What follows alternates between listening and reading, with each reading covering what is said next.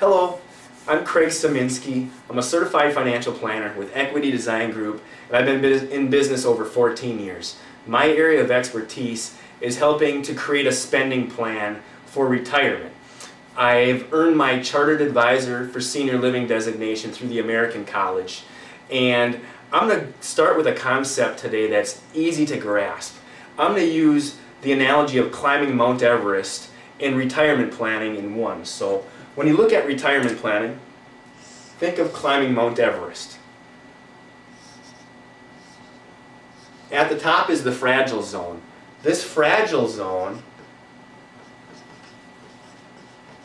is basically in retirement you're going to have the most amount of money to lose. Meaning you've accumulated this nest egg, and this is going to be probably the largest amount of investments that you'll have in your lifetime. So you don't want to make any mistakes when you're in this fragile zone. So when we use the analogy of climbing Mount Everest, when do you think more people die?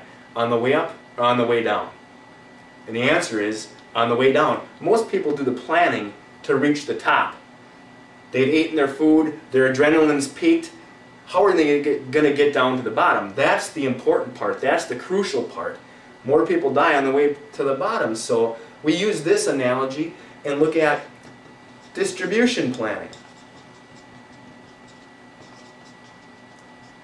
This is my area of expertise versus accumulation planning.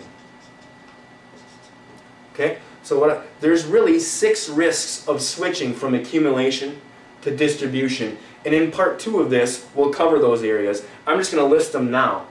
The first is longevity.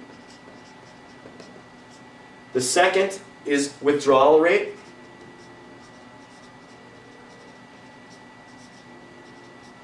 The third, fourth, and fifth go hand in hand. Fourth and fifth. The third is asset allocation, which is going to determine if your portfolio will keep up with inflation and taxes. And the sixth and biggest chunk is medical expenses.